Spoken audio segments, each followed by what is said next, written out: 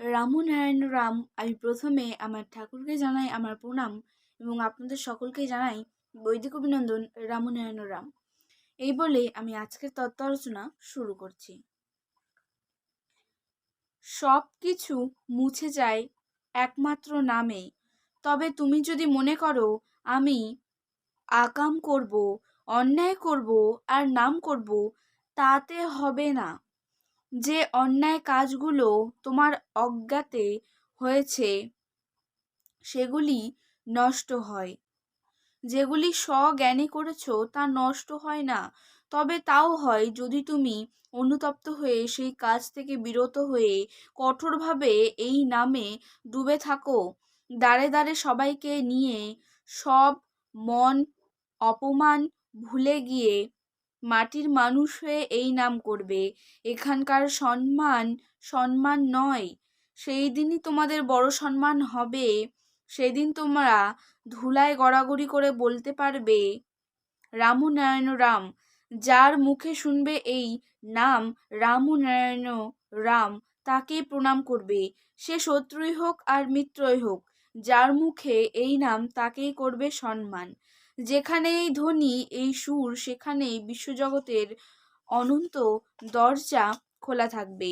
তোমরা ঘরে ঘরে শঙ্খধ্বনি দাও, ভোর 5টায়, দুপুর 12টায়, সন্ধ্যা 6টায়, রাত্রি 12টায়, রাত্রি 2টায়। হত্যা, হানাহানি, ঈর্ষা, হিংসা, দীর্ণ অশান্ত পৃথিবীর বুকে সর্বপরিপ্লাবী বিপ্লব ঘটিয়ে শান্তির পরিবেশ সৃষ্টি করার জন্য প্রকৃতির দেওয়া এই শঙ্খ অমোঘ হাতিয়ার।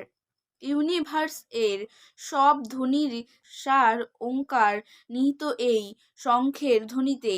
চারদিক থেকে বাজাতে শুরু করে দাও সন্তান দলের কাজ। এক বিশ্ব পরিবার গড়ার কাজ এই বাংলা ভারতে বসেই হবে। সবার ভেতরে সারা জাগবে, এতেই বিপ্লব হবে। জন্মসিদ্ধ ঠাকুর শ্রী শ্রী বালব্রহ্মচারী মহারাজের বেদবাণী। মহাকাশের যেমন বর্ণনা চলে না, তার যেমন শেষ নেই, তেমনি মহাকাশের সেই শেষবিহীনের সারগর্ভ সরগম হিসাবে দেওয়া এই রাম ও নারায়ণ রাম নামের অর্থও অন্তহীন, ক্ষমতাও অসীম। সমস্ত সৃষ্টিতত্ত্বের নিংড়ানো রসটুকু নিয়েই হলো এই রাম ও নারায়ণ রাম নামরূপ মহাধ্বনি। এই নাম দেওয়া হয়েছে বিরাট অর্থবোধে। বিশ্বব্রহ্মাণ্ডের বীজ হলো জীব। পূর্ণ ক্ষমতার সম্ভাবনা থাকা সত্ত্বেও কেউই পূর্ণ 100তে রিচ করতে পারছে না। তখন আমার কাছে অনুরোধ আসে, তুমি কি একবার বার্থ নেবে?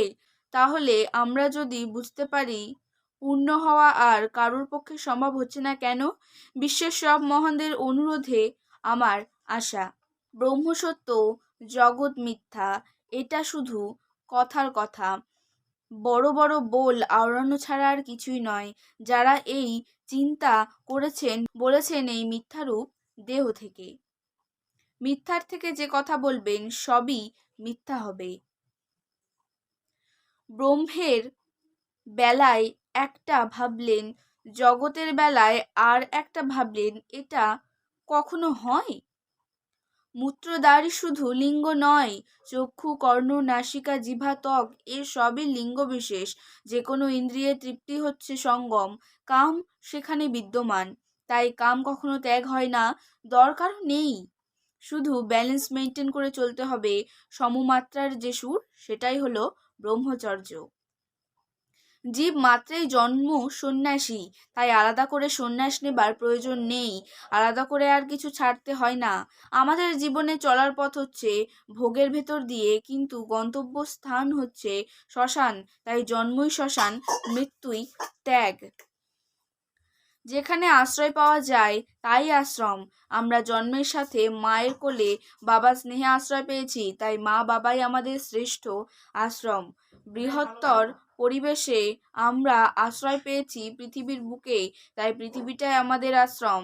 তাই মা বাবার আশ্রম ছেড়ে আলাদা আশ্রমবাসের প্রয়োজন হয় না।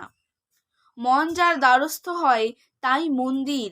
আমাদের মন আমাদের দেহের দ্বারস্থ, তাই আমার দেহই আমার আত্মবিগ্রহের মন্দির। এই দেহ মন্দিরকে সুস্থ সবল রাখলেই মন্দিরের সেবা, মন্দিরের বিগ্রহের সার্থক পূজা। শরীর যখন আছে ব্যাধি থাকবেই, বিশেষ করে মৃত্যু যখন আছে ব্যাধি সে ছাড়বে না। ব্যাধি সৃষ্টির কারণই হলো মৃত্যুর পথ পরিষ্কার করা। এগুলো সম্পূর্ণ এড়ানো যায় না, তবু সাবধানতা অবলম্বন করলে অনেক রোগের হাত থেকে রক্ষা পাওয়া যায়। দ্বিদল আজ্ঞাচক্র হলো একটা অল ওয়েবসাইট। সকল ধ্বনি, সকল দৃশ্য সেখানে জীবন্ত প্রতিফলিত হতে থাকে। এতটুকু বীর্যপাতের জীব মগ্ন হয়ে আছে, আর আজ্ঞায় সহস্রারে সেই সুখ অজস্র বয়ে যাচ্ছে মাউন্টেন হতে ফাউন্টেন এর ধারার মতো। এই সঙ্গমের শেষ নেই, এর স্বাদই আলাদা। সর্বদা স্মরণে রেখো, বিদ্যালয় কেবলমাত্র পাঠাগার নয়, বিদ্যালয়ের শ্রেণী কেবলমাত্র শিক্ষা শ্রেণী নয়। এই সমগ্র পৃথিবী বা জগৎ হলো তোমাদের বৃহৎ পাঠাগার বা শ্রেণী। আমরা একই স্কুলের ছাত্র। গীতা হচ্ছে এই বিরাট পরিদৃশ্যমান জগৎ। আজকের তত্ত্ব রচনা আমি এখানে শেষ করছি। দেখা হচ্ছে পরের ভিডিওতে। ভালো থাকবেন, সুস্থ থাকবেন। রামু নারায়ণ রাম। প্রতিদিন এইরকম নতুন নতুন ভিডিও দেখতে হলে আমার চ্যানেলটিকে সাবস্ক্রাইব করবেন এবং পাশে থাকা বেল আইকনটি প্রেস করবেন। ভালো লাগলে শেয়ার করবেন। ধন্যবাদ।